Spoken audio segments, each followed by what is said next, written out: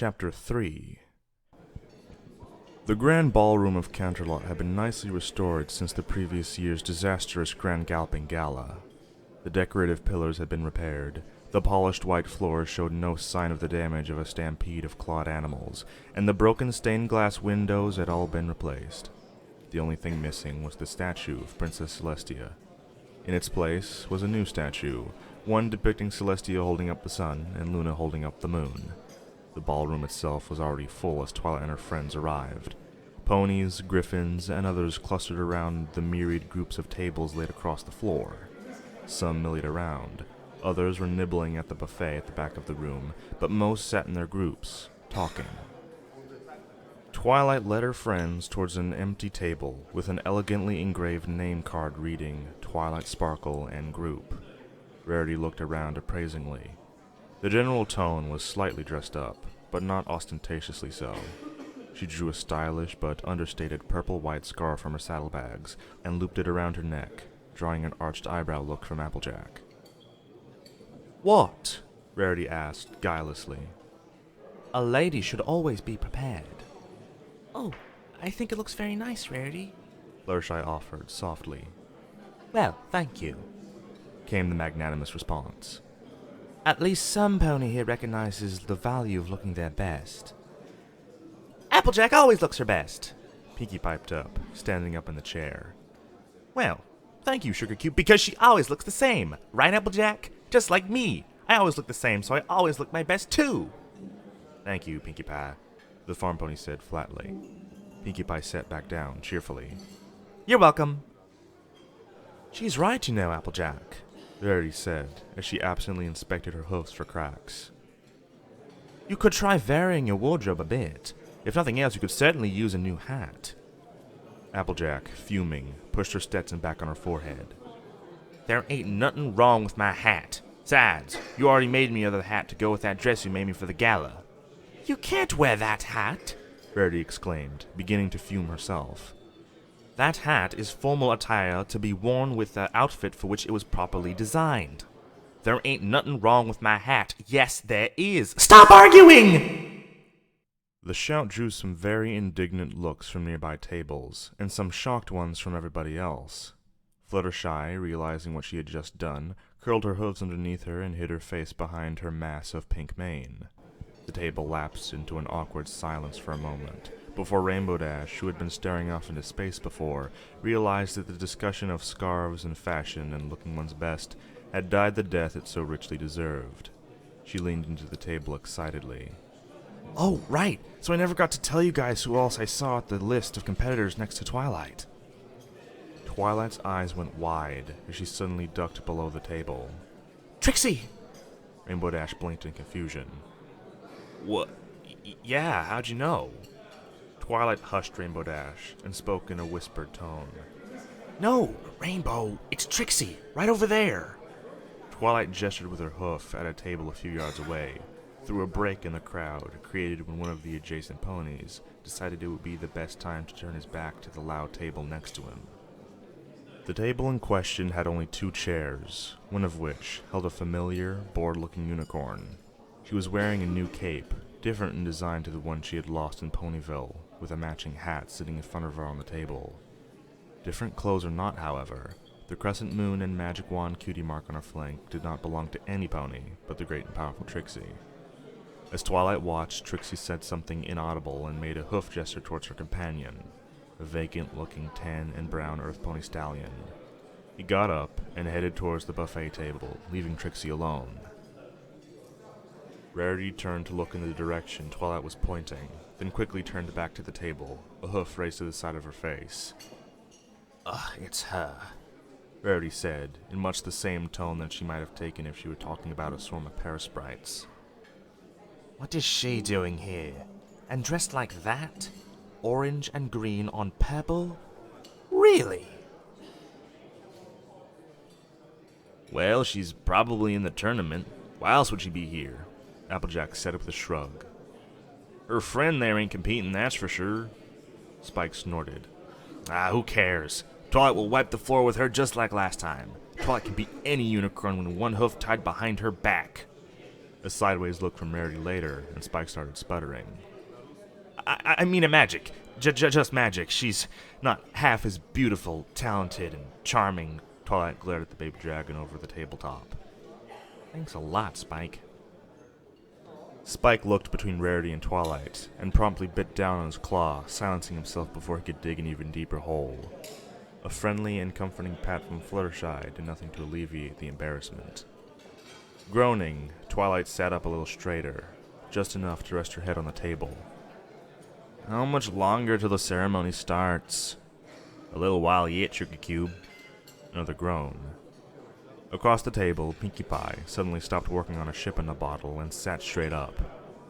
I know it'll cheer you up, she said, determination in her relentlessly cheerful voice. Twilight pulled her gaze away from Trixie's back to look over at the sugar-rushing earth pony. Pinkie, I don't think this table's big enough to throw a party. Pinkie squared her hooves off the table for a moment, as if measuring the space out by eye. You're probably right, but I was going to ask if you wanted to play a game. Pinkie reached under the table, and when her hoofs came back, they were carrying a folding chess set. Ta-da! Sitting up, Twilight stared across the table in bewilderment. Pinkie, since when do you play chess? I play it all the time with Gummy.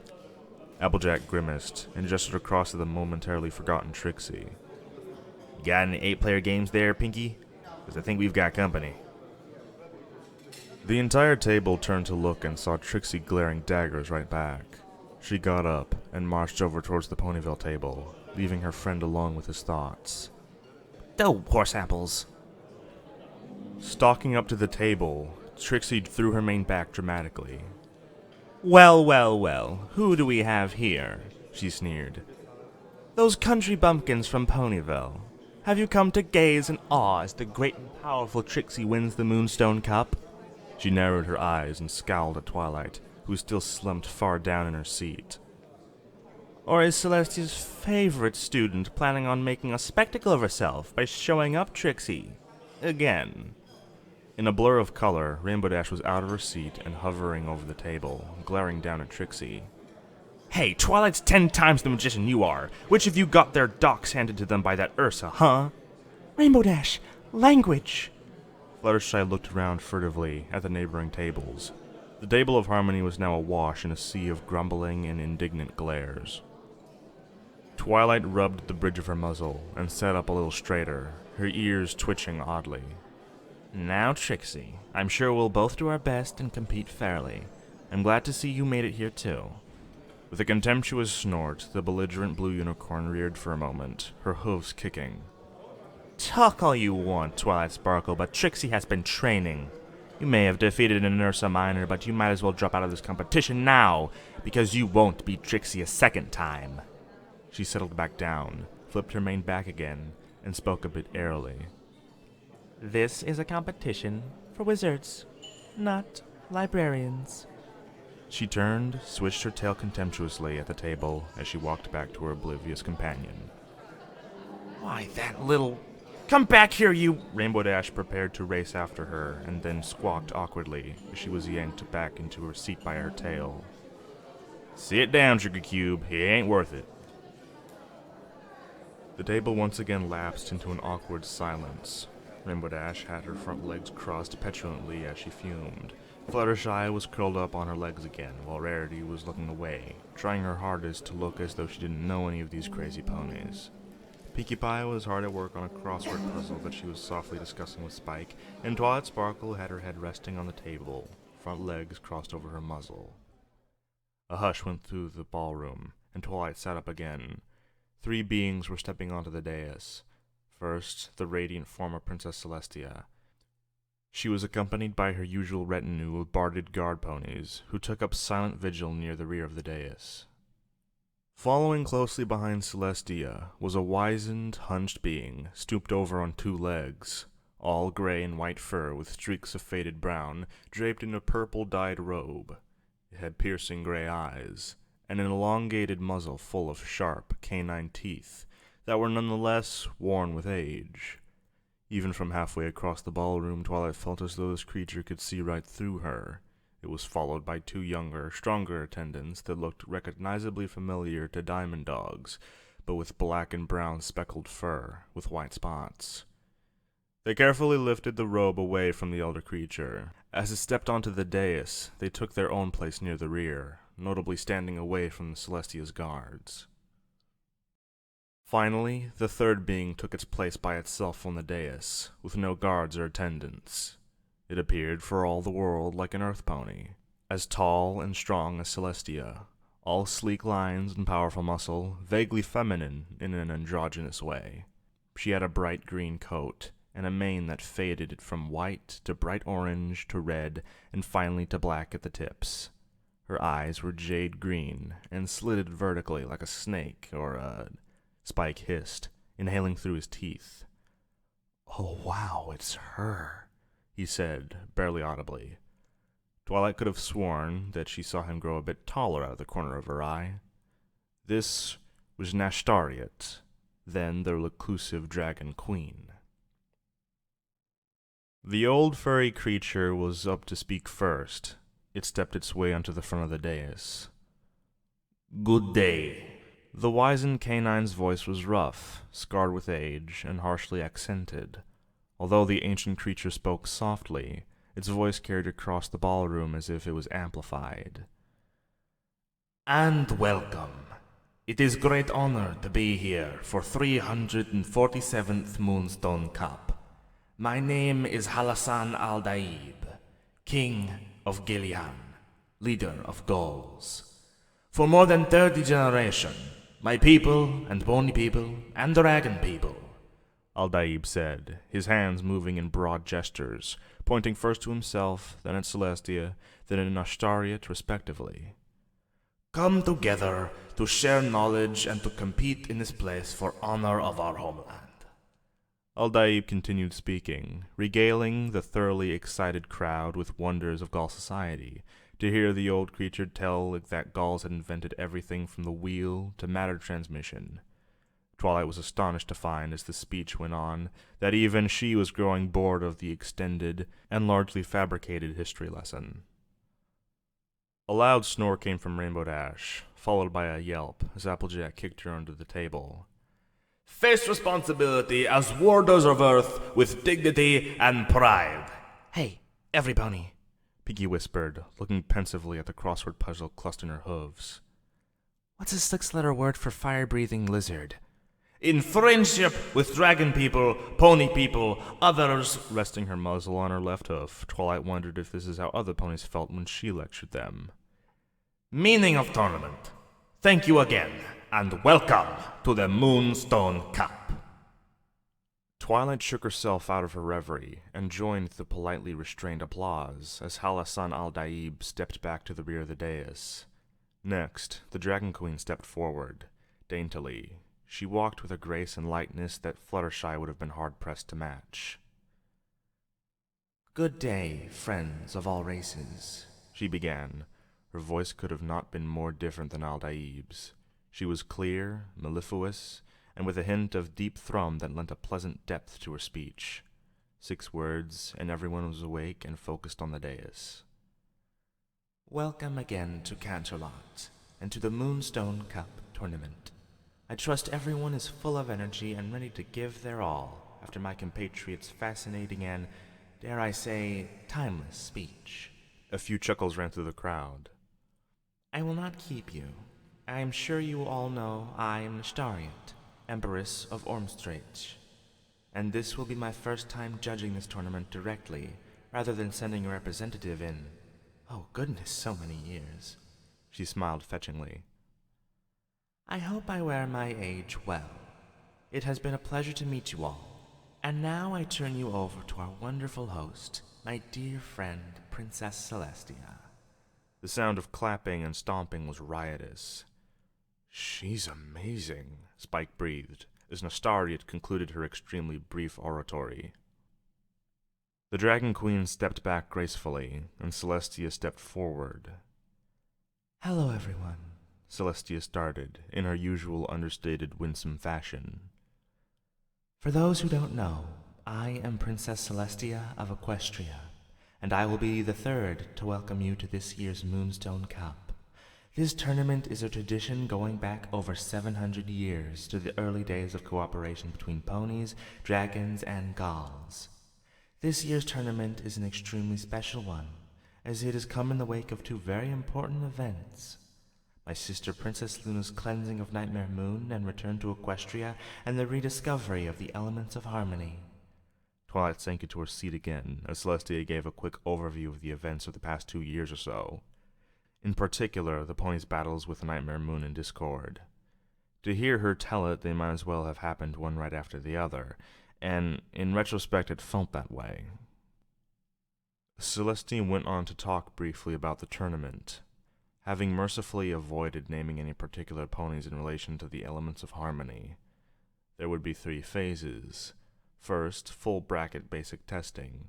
The age brackets would be separated and sent into fields outside the Canterlot walls to demonstrate basic skills in mass, power, accuracy of effect, fine manipulation, and some basic skills testing in transmutation, teleportation, object enchantment, banishing, summoning, and personal augmentation. Twilight's ears pricked up at the last 2. She had a fairly well-rounded knowledge of the other areas, but she had never tried summoning spells. Personal augmentation spells as well frequently felt like a waste compared to casting a come-to-life spell and letting something else do the heavy lifting. She'd be flying blind. Twilight squeaked softly and drew a concerned look from Fluttershy. The second day was going to be combat, with brackets made up of 10% of each group from day 1, magic duels only. The wizards themselves would be in no danger. This also eliminated the major physical advantages many of the non-pony competitors would have, in particular the dragons and the griffins. The third day would again be a short series of duels, with the top 2 from each of the 4 brackets from the previous day moving on to the semi-final rounds. This was usually where the less experienced competitors from the young adult bracket were knocked out of the running for the Moonstone Cup itself, but the gold medallion for the top competitor in the young bracket was almost as prestigious as the cup itself. Twilight had her eyes set there, rather than the almost certainly unattainable cup. By and large, the grand prize ended up in the hands of the top competitor in either the experienced or sage brackets, all wizards over the age of 100, with some of the most ancient sages well over 1,000 years old. The final day was reserved for the final match, and Twilight was more looking forward to seeing the magicians that succeeded in getting the cup rather than expecting to reach the finals herself. Celestia wrapped up quickly, as a buzz started going through the crowd. The reality of the situation, that the competitors would soon be lining up to begin the marathon to the cup, was like electricity. The first trials will be beginning tomorrow, and please everyone, relax, enjoy the buffet provided, and welcome once again to this year's Moonstone Cup. That evening, the sitting room of the library was nearly empty, and silence greeted Celestia and Twilight as they walked through the archway. A single hunched figure was sitting in a chair near a fireplace. Celestia walked over to him, Twilight in tow. "Greetings, Your Majesty," Celestia said quietly. Al-Daib was old, older even than he seemed during the earlier ceremony. Gray through his muzzle, and even on his paws, he turned his head ponderously and looked up at Celestia with a smile. "Pony Empress," he said, warmth in his raspy voice. "Please, Haldasan, just Princess Celestia, if you must." Al-Daib chuckled roughly as he rose to his feet. "Father always called you Empress. He remembered days before Nightmare Moon." Celestia bowed her head. "He was a good man. Even if our people weren't close until it was too late. He helped rebuild after Discord and Nightmare Moon. I'll never forget that." "Good friend to Pony Princess, yes," the old Gaul replied. "You good friend to him. He tell me, always, he say, always help from Princess. And always be help to Princess. I tell young Prince same thing. I make him learn equestrian too." He beamed. "My equestrian not so good. His equestrian very good. He talk to Celestia way she deserve." "Now," Al-Daib said, turning his face to Twilight with a craggy smile, "I meet hero pony. who save Luna, who defeat Discord. You, Twilight Sparkle. Yes, Your Majesty, came Twilight's choked response. You, your friends, do great service to world, not just for pony people. The weathered creature leaned down in a bow and grinned in oddly impish fashion. Maybe I forgive you and other hero ponies for not paying attention at ceremony. Twilight blushed. I'm sorry about that, Your Majesty. I was trying to pay attention. So I'm not. Well, the unicorn said uncomfortably, I don't think everything you were saying was factually accurate. Aldaib glared haughtily, his gray eyes boring holes into Twilight's. He drew up to his full height, with the sound of cracking joints. When not hunched over, he was impressively tall, his eyes level with the tip of Celestia's horn. I tell story of my people, the old ruler thundered as he towered over Twilight. Tell history.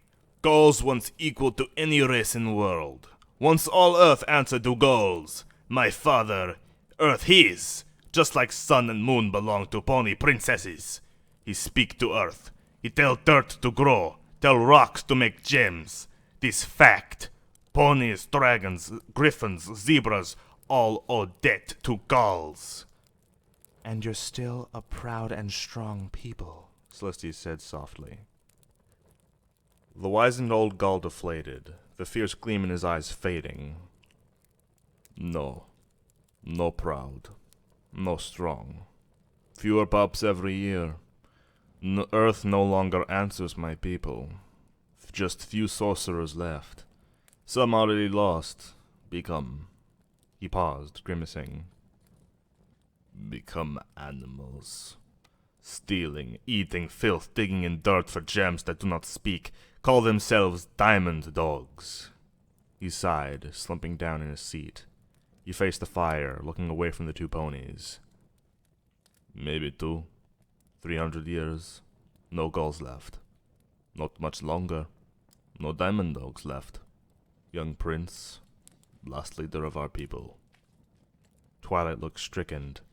The thought of a noble, ancient race reduced to the degradation of the diamond dogs, and then to simply disappear. She had known abstractly that some ponies had been working with the Gauls to improve rainfall and soil quality in their lands, and to help fertility rates, but the idea that they were heading for extinction cut deeply. There was nothing like it in her experience. Princess, she breathed. Isn't there anything we can do to help? Princess Celestia turned her head to look at Aldaib sorrowfully, and said nothing. The old creature laughed, a raspy, dusty sound. Silly young pony, he said, harshly but without any malice. You think we never try? You think pony people, dragon people do nothing to help Gauls? My father, ruler before me, he see it coming. He asked for help from Griffon allies. He opened formal negotiations and trade with Ormstretch and Equestria hundreds of years ago. Gain trust, gain more friends and help. No use. Gauls still dying. Hundreds of years, greatest minds working together, Gauls still dying. He shook his shaggy head slowly. No. Time for Gauls to go. Earth ponies, Earth answer to them now. More power in Earth pony hooves than ever in Gaul paws. He took a deep breath and blinked away dampness forming in his ancient gray eyes. Time to move aside. World belong to younger races now. I tell story of my people, so that pony people, dragon people, griffin people, all remember. We were here. He smiled thinly. Good to meet you, Twilight Sparkle. You remember. You tell story when Gaul's gone. You tell ponies who move to empty lands.